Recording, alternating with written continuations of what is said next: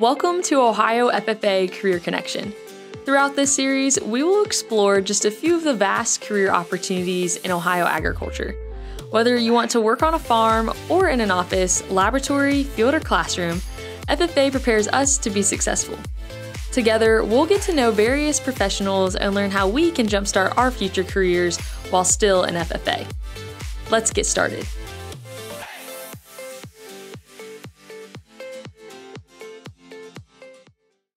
I'm excited to visit with Alex Holbein and learn more about his career in the dairy industry today. So thank you for joining me, Alex. Thanks for having me. Let's start a little bit about your background. So how did you come to work in agriculture? So I did not grow up on a farm, but live in a small town in West Central Ohio, and had some local families that still do have dairy farms. And so I decided that kind of out of the blue, to everyone's surprise, I wanted to go work on a dairy farm.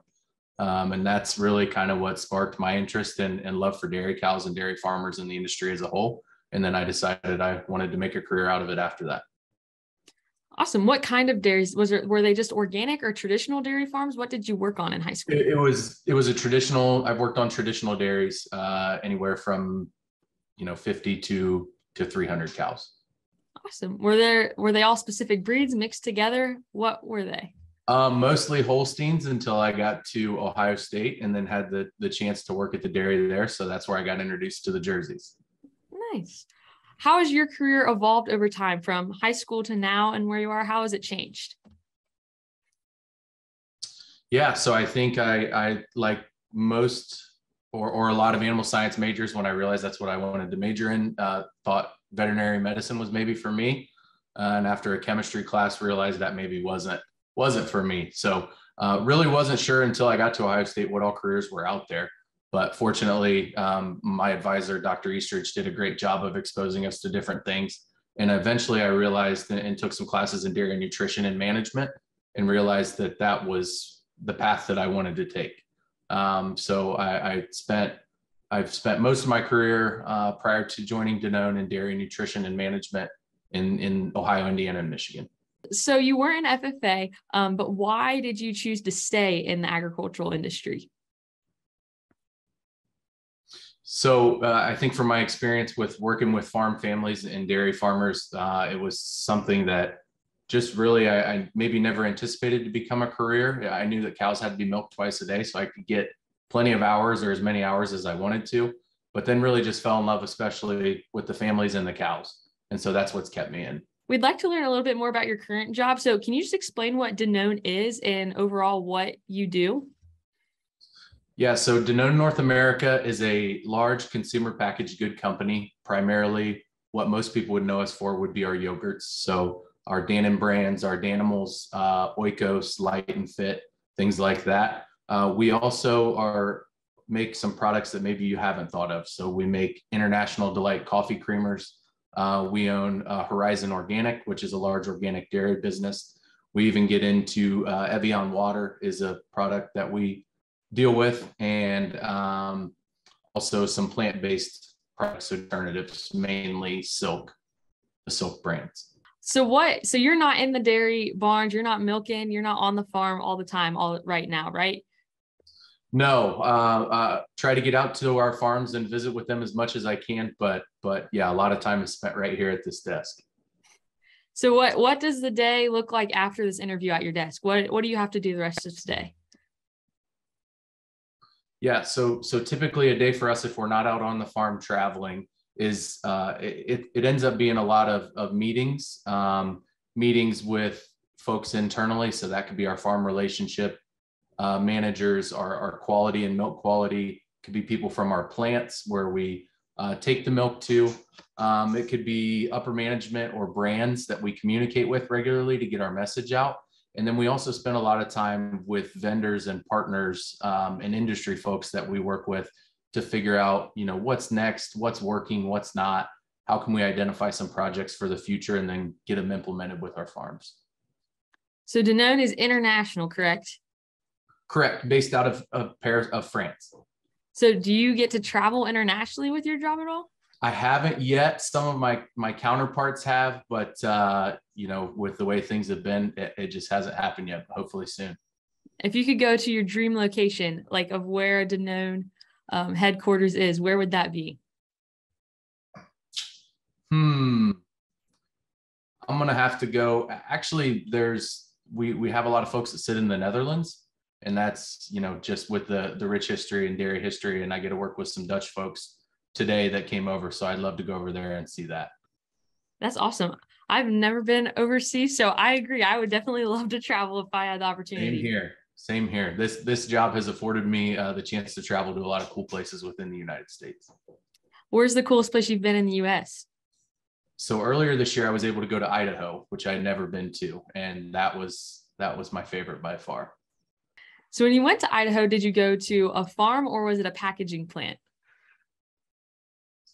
We went to a farm of ours, or not of ours, we don't own it, but that we work with in Idaho that ships into our Salt Lake City plant. So we got to start in Salt Lake and then drive up through Utah and into Idaho to one of the farms out there. So you just followed along with the milk all the way to the end product of the yogurt?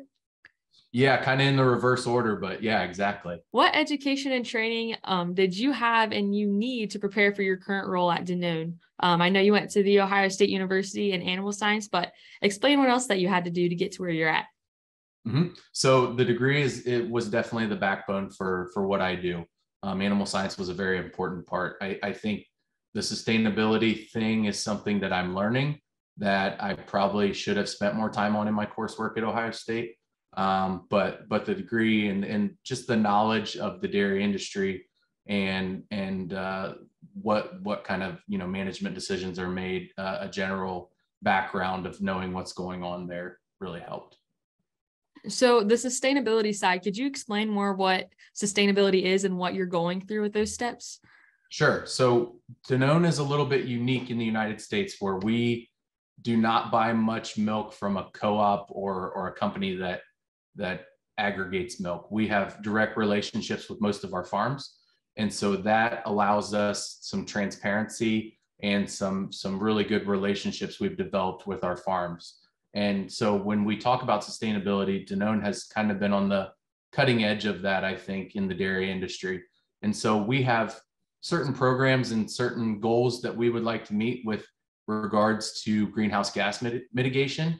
And so my team, the small and mighty team of 7 in the United States, is tasked with going out to our farms and getting them interested, getting them invested in making some practice changes. And then we monitor those, implementing projects, and start to move the needle on greenhouse gas reduction. So what's the biggest project that you're working on right now within sustainability? Is there one specific thing that you're going on?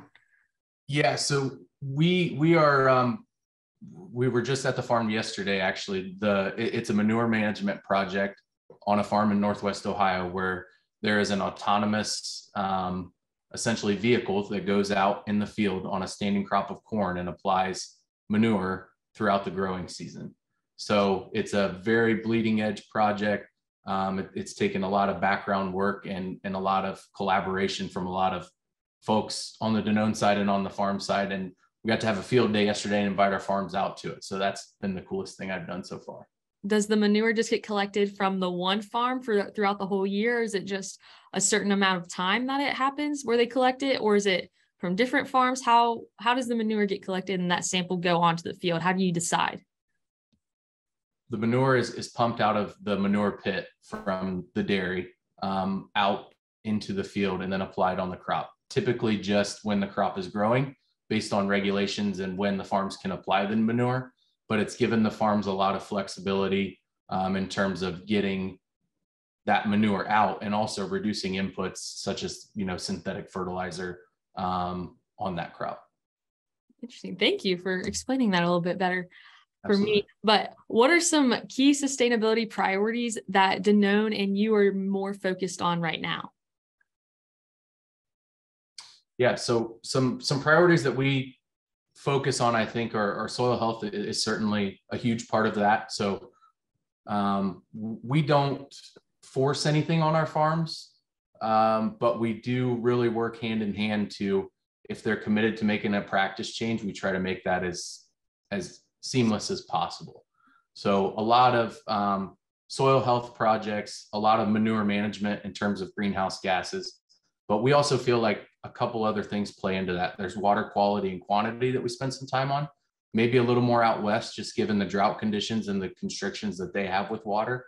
And then animal welfare is a huge part of that as well, making sure we have healthy animals. We know that they're going to live longer, be more productive in the herd. So we spend a lot of time on that. And then farmer livelihoods. We need the farm to go to the next generation and give that next generation the opportunity to take over that business or that entity if they want to. So that's also a big focus for us. Does Danone have any specific projects that they do to help increase the sustainability? Like we have H2 Ohio going on in Ohio. Is there any certain projects that Danone has that are similar to that? Yeah, so it would maybe be encompassed in our regenerative agriculture program where farms can enroll. We have a third-party consulting group that collects all the information for us to keep it confidential because the farms own the data. The data doesn't get sold. The data stays with the farm, which I think, has become a hot topic maybe in the last few years. So that's how we kind of keep that transparency. And so from that, the farm gets generated essentially a carbon footprint. And so then after we establish that baseline, that's where our team would come in to come up with project ideas to help the farm move the needle and then explore, is there ways to pay for that, whether it's cost share through the government. Danone actually will fund some projects on farms. Are there local programs like H2 Ohio or EQIP that can be used? And so how can we get that and get those projects going to make a practice change and then monitor that greenhouse gas reduction? What is one thing that you enjoy most about your job? What makes you get to go to work, not have to go to work? Yeah, definitely. So it's the farmers. In my previous, I get to work with a lot of the same farmers that I worked with in my last job. So that part of it has been fantastic. They're what get me out of bed every morning. They inspire me every day. They work a lot harder than I do. So I feel like anything I can do to help them, I really do my best to do that.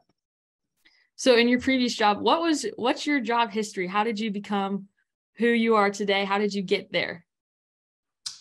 Yeah, so again, dairy nutrition was kind of my background. So I worked for a large feed company for most of my career out of college, and there was a lot of learning that came with that in a sales job. There was a lot of maybe conflict resolution and negotiation and public speaking, things that maybe you didn't necessarily, maybe you took a class or two on in college, but you learn a little bit when you get out on the road.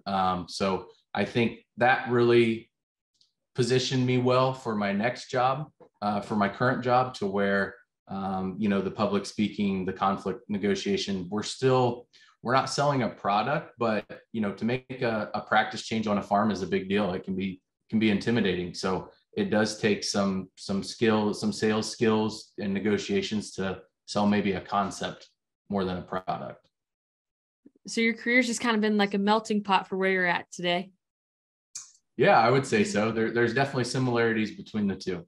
What's been your favorite opportunity in your career? I know we talked about going to Idaho and then the dreams of going to the Netherlands, but what else has been one of your favorite memories from your career so far? I would say just, the Idaho thing was certainly, but just getting around and seeing different farms throughout the United States. I've been from the East Coast to the West Coast in my little over a year that I've been with the company, I guess year and a half now, but every day is so different, and every day getting to work with, one day I may be working with a farmer that milks 20 cows on an organic dairy, and the next day I could work with a farmer that's a large dairy with several thousand cows. So the variety is what keeps me excited and keeps me, getting out of bed in the morning. And I think that's been a lot of fun to make changes, not only on our large farms, but our small farms too, because they certainly both appreciate it. What's one misconception most people have about your job, or you think people have about your job? Yeah, so I think there's maybe still a fair amount of skepticism in the industry about some of the things that we're doing in terms of trying to mitigate greenhouse gases.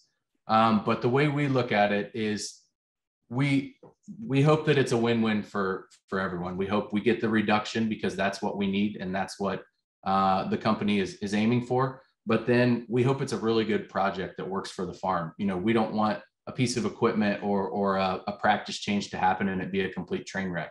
So we're working really hard to make sure that regardless of your feelings or conceptions or how you think about maybe the whole sustainability thing, if we can get a win-win, that's a good day.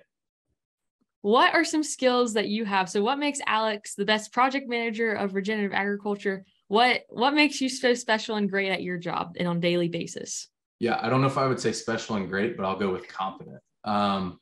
I think there are certainly, you know, a lot of the things that maybe used to be a little bit more uncomfortable to me, where negotiation has been huge, and Danone has put a lot of resources behind us to be able to develop those skills. Public speaking is another one that may seem a little scary at first, but I think it's necessary for us because we're trying to tell a story and connect it to a brand. And so we do a lot of external engagements, you know, have partnerships where we need to go and get our story out. So that's very important. I think there are members on our team that are very, very good at the numbers and they're kind of behind the scenes crunching numbers. That's not Alex. Alex is the guy that wants to be out on the farm, making connections, making relationships. So that's another one where I think you can learn that to an extent, but maybe it comes a little bit more naturally for some people than others, and that's fine. The point is, we need all those people, and we need you know, on our team, I couldn't do my job without those folks. What are some other careers that are similar to yours that a student can consider or be aware of if they have an interest in the dairy industry? Mm-hmm. So we have a lot of different teams that still maybe either touch the farms or the industry. So we have producer relations managers that are dealing with, you know, day-to-day things with buying the milk and logistics and pricing and things like that. We have a quality team that does a lot of animal welfare audits and also a lot of milk quality troubleshooting. We have a team that does contracts with the producers. We have a team that works with the milk haulers. So there are so many jobs and there are so many opportunities. And I think particularly, you don't have to be from a dairy or from a farm. I'm living proof of that. But if you have a little bit of experience and a passion for it, we need good people in this industry, and it's an exciting place to be. What are some challenges that you face daily in your job besides the people's different opinions of sustainability? So I would say there are certain things that maybe that I think are a good idea or that I would like to explore, but maybe it's not the right time. Maybe the farm's not bought in or something like that. So really being able to take that feedback and kind of rethink, stay creative and stay motivated is something that I think maybe can be a struggle at times, but it forces you to think outside the box. And I don't think it's necessarily a bad thing. What are some other challenges that the dairy industry is facing in general, and how can you help tackle those in your role? Yeah, so I think the dairy industry catches a lot of flack maybe for the things that people don't know about or don't understand. I think if you would go and visit a farm and visit a dairy of any size, you would see that there's a lot of great things going on, and there's definitely things we can improve on, but there's a lot of great things happening, and we need to continue to advocate and get those stories out to the public so that we can keep our dairy farms happy and healthy. So what advice would you give to a student who's interested in working in a career similar to yours? Sure. I think, like I said, I don't think it has to be, you don't have to be a dairy farmer, but I think some understanding and some experience certainly would help, whether it's a summer or a few weeks. Really getting out on a farm to understand how that works, I think is important as a foundation and a baseline. But then I think there's so many vast opportunities in the industry that you just really need to keep an open mind. You need to be a lifelong learner. You need to be able to think critically and honestly and continue to work on your skills every day, because I've been in the sustainability field for just a year and a half, and I can't believe the amount that I've learned. And so you have to continue to seek out those opportunities and increase your breadth of knowledge, maybe with something outside your comfort zone. So what can high school students do right now to begin preparing? What can they set themselves up for while they're still in school? Yeah, so I think FFA is a great place for that, and I wish that's something I would have done looking back. That's maybe, I don't have many regrets in life, but I do think that's probably one of them. Again, get in those programs or those opportunities that maybe you don't have any experience in and maybe you never thought of before, because if you're like me, that could end up being your career. Well, Alex, thank you so much for visiting with me. And I'm excited for Ohio FFA members to learn a lot more about your career. So thank you so much. Absolutely. Anytime. FFA develops our potential and helps us discover our talent through hands-on experiences, which gives us the tools to achieve real-world success. If you're interested in a career path similar to the one highlighted in this video, there are a couple of ways you can get started. One option to dive in and learn more is through a supervised agricultural experience. While completing an SAE, you will cultivate valuable employability skills while gaining work experience as a volunteer, a paid employee, or maybe even as your own boss. To learn more, visit saeforall.org or talk with your ag teacher. In addition, through career development events, you can put your knowledge to the test. Ohio FFA offers more than 40 CDEs. Here are a few CDEs that can help you further explore this career path. Ask your FFA advisor for more information on how to get involved. As FFA members, it's important for us to start making these connections and find future possibilities that align with our interests. I hope you enjoyed this episode of Ohio FFA Career Connection, which is made possible by Ohio Corn and Wheat. Thanks for tuning in.